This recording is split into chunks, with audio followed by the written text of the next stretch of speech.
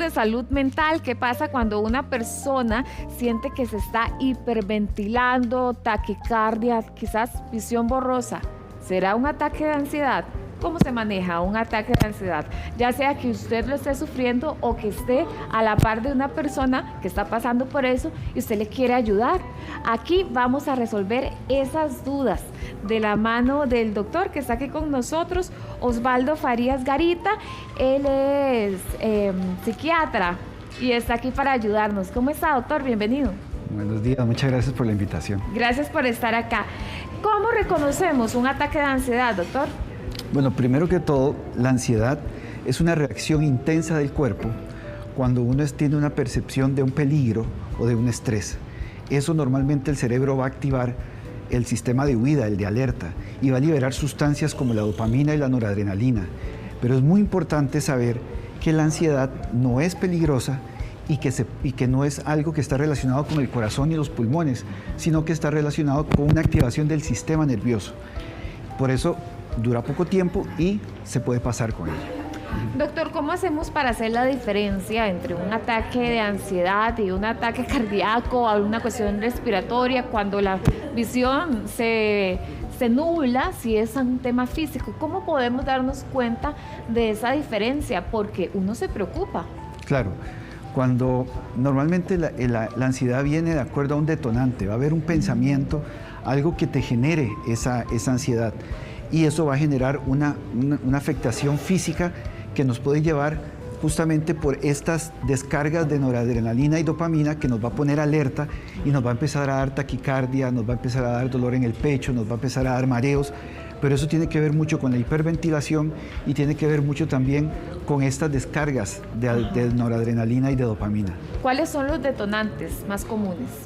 Normalmente los pensamientos que están ubicados en el pasado, en el futuro y en la cabeza de otro ser humano, que son justamente pensamientos que yo no puedo controlar. Entonces, esos pensamientos me van a llevar a tener ansiedad porque yo no puedo hacer nada de lo que ya pasó, no puedo hacer nada de lo que va a pasar, ni puedo hacer nada de lo que hace otro ser humano. Sí, no hay control. Entonces, esos pensamientos que son catastróficos nos pueden llevar a una ansiedad. ¿Quiénes somos más proclives a sufrir ataques de ansiedad? Normalmente todos podemos tener ansiedad, porque acordémonos que es esa sensación de peligro o de estrés. El estrés es parte de nuestra vida. El problema es cuando ese estrés sobrepasa nuestras capacidades y nos puede llevar a una crisis. Doctor, uno ve que este es un tema que ya se habla más en redes sociales entre la gente. Y mucha gente es ansiosa o somos muy ansiosos en general. Entonces, doctor, siendo que esto parece prácticamente una epidemia, ¿qué podemos hacer para poder regular esta situación como sociedad? Lo primero que tenemos que hacer es racionalizar el pensamiento. El pensamiento nos va a llevar a una emoción y la emoción nos va a llevar a una conducta. Cuando nosotros tenemos un pensamiento que nos va a llevar justamente a estos tres lugares, nos va a dar ansiedad. O de repente podemos inclusive cambiarle el nombre. Quitemos el nombre ansiedad y pongámosle miedo a. ¿Miedo a qué? Cuando nosotros logramos ponerle nombre, apellido a la ansiedad, ahí podemos personificarla y poder controlar más eso, porque acordémonos que siempre va a ser la pérdida de control. Muy bien.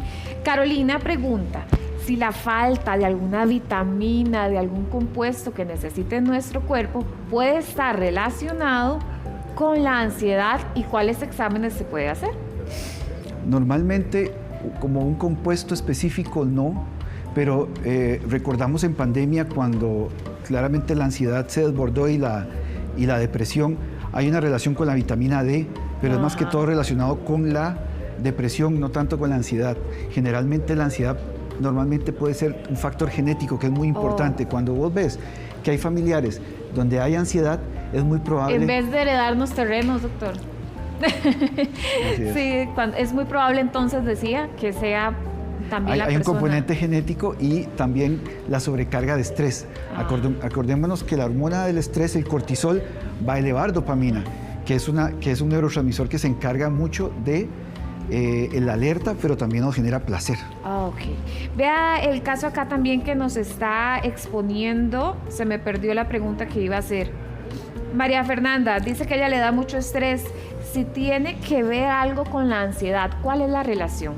Ok, como te decía, cuando nosotros estamos sometidos a estrés, se activa el cortisol, que es justamente la hormona del estrés. Esto va a sensibilizar dopamina. La dopamina es el neurotransmisor que nos mantiene alerta, que nos mantiene con esta sensación de que viene el tigre a comerte. Entonces la dopamina no te deja, te deja solo pensar en una sola cosa.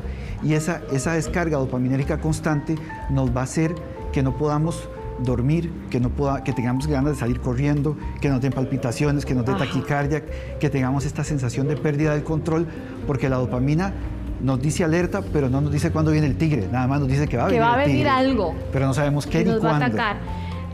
Doctor, hablemos acerca de los componentes psicológicos y los físicos que nos pueden llevar al extremo de tener un ataque de ansiedad. ¿Cuál predomina? ¿Los dos? Los dos. Sí. Ok, ¿cuáles serían, por ejemplo, hablamos un poco de los psicológicos, de los físicos, cuáles serían como algunos componentes que nos podrían llevar a este límite? Ok, cuando nosotros estamos con ansiedad, normalmente empezamos a respirar rápido, que es lo que llamamos la hiperventilación. Eso va a hacer que nosotros empecemos a tener un problema a nivel del dióxido de carbono, y esa hiperventilación, a eliminarlo, nos va a hacer que se duerman nuestras piernas, que nos den mareos, que inclusive hay gente que se desmaya asociado a esta hiperventilación. Por eso es muy importante, cuando uno está en una crisis de ansiedad, aprender a respirar de forma muy lenta y pausada, normalmente con inspiraciones por la boca de forma muy constante, detenerse y volver a bajar lentamente. Eso nos ayuda a bajar la crisis. Hay personas que uno ve, y a veces hasta es uno mismo, que siempre estamos como preocupados por algo, y si no hay, lo buscamos y encontramos por qué estar preocupados. Siempre es como alerta, como rápido, nerviosos todo el tiempo.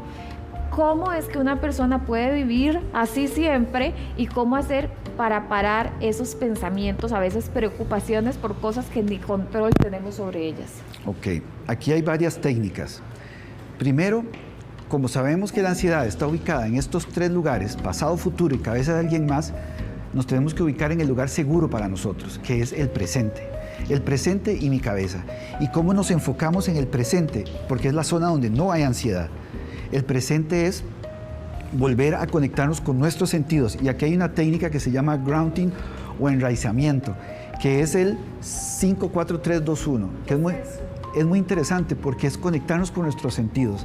Normalmente hacemos 5 cosas que podemos ver, 4 cosas que podemos tocar, 3 cosas que podemos escuchar, 2 que podemos oler y 1 que podemos saborear. Cuando hacemos eso, nuestro cuerpo se ubica en el presente y ahí es nuestra zona segura, ahí no hay ansiedad. Muy bien. Entonces, cuando una persona está pasando por una crisis de ansiedad, se siente como una pérdida del control. Sí. ¿Por qué? Porque justamente nos ubicamos en esos 3 lugares. Empezamos a pensar, nuestros pensamientos van a los hubieras. Si yo hubiera estudiado más para el examen, si yo de repente no hubiera cruzado la calle, si no le hubiera dicho esto, o nos vamos al futuro. ¿Y si me quedo en la materia? ¿Y si me termina la pareja? ¿O qué estará pensando? ¿Qué está pensando esta persona de mí? ¿Por qué no me entiende? Que son pensamientos que te llevan a esos lugares terribles donde no hay forma de controlar. Muy bien. Vamos a ver una pantalla de todo lo que no hay que hacer y que es lo que casi siempre hacemos, pero no queremos que a usted le pase. Entonces, empecemos acá, los pensamientos catastróficos, justamente lo que usted estaba mencionando, doctor, que nos mantienen en crisis. La gente dice, no piense en eso, pero uno ¿cómo hace? Si uno le dice, no piensa en elefante rosado, piensa en elefante rosado. ¿Cómo hacemos para no pensar en estos pensamientos catastróficos?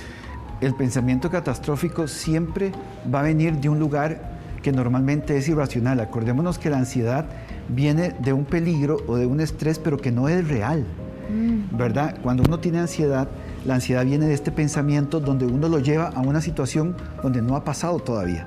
Por ejemplo, saliendo de aquí y si me atropella un carro. O sea, yo estoy aquí en el presente, todavía no ha pasado. Y normalmente nosotros tendemos a irnos al futuro. El futuro siempre va a ser para proyectos. El pasado va a ser para aprender. Y el presente es para hacer. para vivir. Hablemos también acerca de la hiperventilación, esa sensación de falta de aire. ¿Por qué es que se da esto físicamente y cómo es que podemos llegar a tener esa cantidad de dióxido de carbono que nos ocasione los mareos?